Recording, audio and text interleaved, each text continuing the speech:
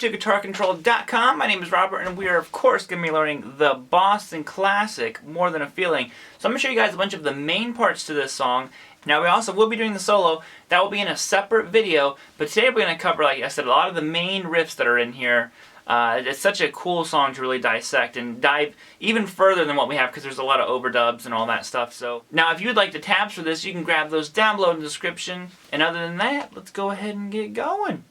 Okay, so let's dive right in. This one has this very iconic intro using a couple different chords. We're using a D sus4 chord right into good old D major. Okay, so the intro, I'll just play it real quick.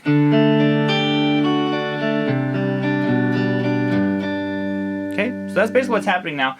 If you know your D sus4 chord, it's the D major, but you add your pinky to the high E string 3rd fret. Okay, so you're going to be playing open 2, 3, 3. So you're starting on the D string, so it's D, G, B, E. Then you pick up your pinky, and now you should have your middle finger where it would normally be for D major, and that's just going to play 2nd fret. Okay, then you go back to the B, and back to the G. So, okay, then you're going to go. Now when you transition to this part, we're almost going to like a C add 9. It's similar to it. We're going to pick all of our fingers up other than your ring finger. It stays right there the whole time. And you take your middle finger and it goes 3rd fret on the A. Then open G. Then you go to the B. Now you take your pointer finger and go 2nd fret on the A. Remove your middle finger. Do the same thing.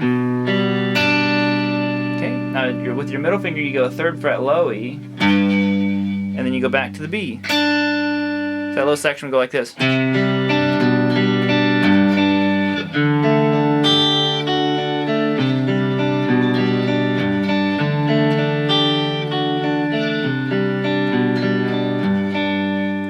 Now they do that, I'm not sure how many times because it kind of fades in, but there is a little transition from that into the next part, and it goes like this. And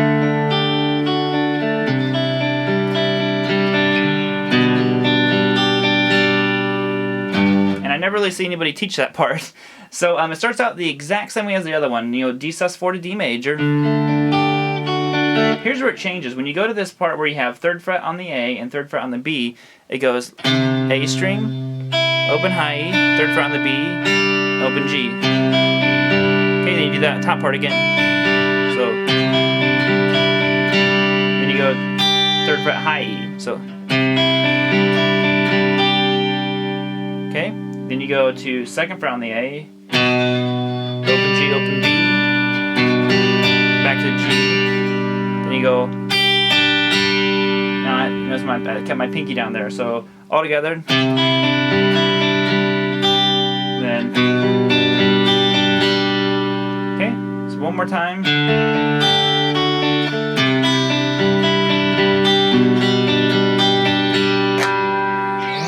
And then it goes into the solo.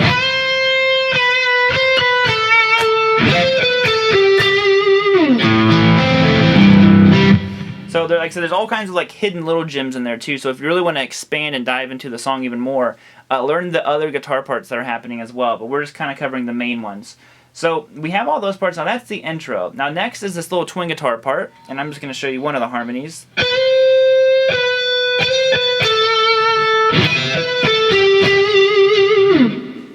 So there's this twin guitar part that we of course need to cover. Now this is playing 12th fret on the B and bending up to 13. So it's a little half step bend. You could slide, of course, into it if you want. I like the bend. It sounds like they're bending. Then you come back down and it's an unbent 12. Then you go to 10 on the B. So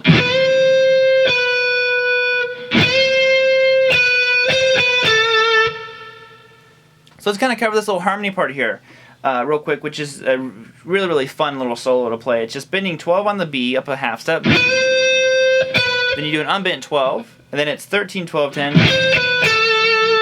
Then it goes 13, 12. Then it's like a little 10 hammer on 12, pull off 10. So. Then you go to 12 on the G.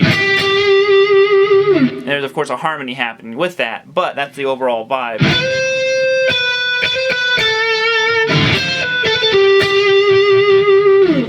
And then we're on to the next part. So here it is, the chorus, the famous chorus. Now when you listen to it, there's a lot of like scratching and stuff going on.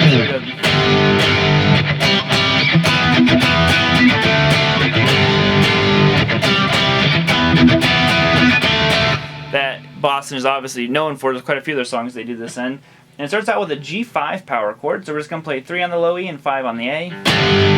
Twice. Then there's a little bit of a pause, and you just simply move down to a C5, which is the same shape, just down a string. Moving up here to an E5, 7 on the A, 9 on the D. And like I said, this is one where you want to listen to it to get the exact kind of like scratches and stuff like that. Because it's all on that chord. Then you just move down to a D5, which is just 5 on the A and 7 on the D. And you play that twice. So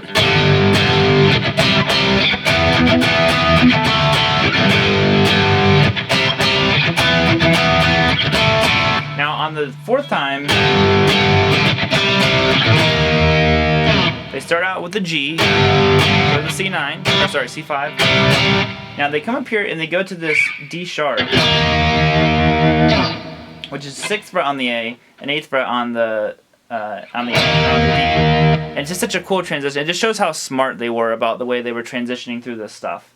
And the next part gets a little bit complicated with the chords that's happening. So we're going to do an E minor 7, which is open on the A, or open low E, 2nd fret A, 2nd fret on the D, open G, 3rd fret on the B, and open high E. E minor 7.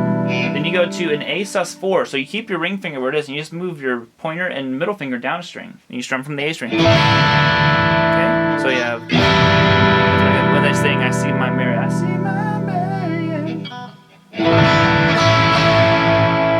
And that's A sus4 to A major twice. And all I'm doing is shifting ring finger, sliding it back to 2nd fret on the B. You go to a good old G major. Then you go 3rd fret low E. So it's 3rd fret low E, 2nd fret low E. Kind of like open D, G. Then you go to a D. Okay? And then there's that riff. And they're kind of just walking back down. And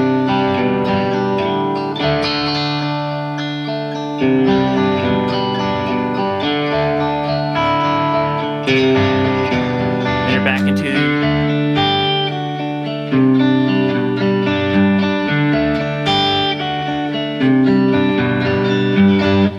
There's that part. Now the next riff that I want to cover is going to be going out of that 2nd chorus. So before the solo, there's this little break that changes. It's not the same. It starts out with that E minor 7 again. After they go through the chorus, they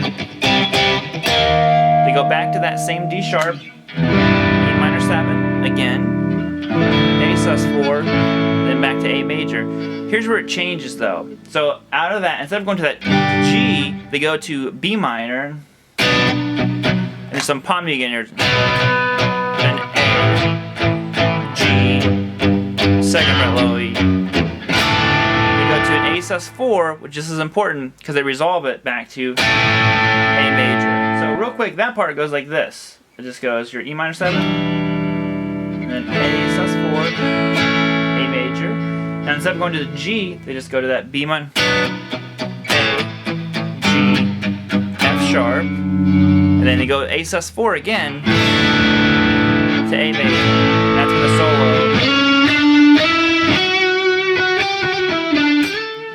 Awesome. Thank you all so much for checking out the video. Like I said, make sure you check out the second video that accompanies this one for the solo. It's such a good solo. It's actually a really, really good, probably like intermediate solo. It's real melodic. It just has tons and tons of feel to it. A very, very like iconic solo at that. So make sure you go check that one out too. Get the tabs for this lesson. There's tabs for the solo. And we will see you next time.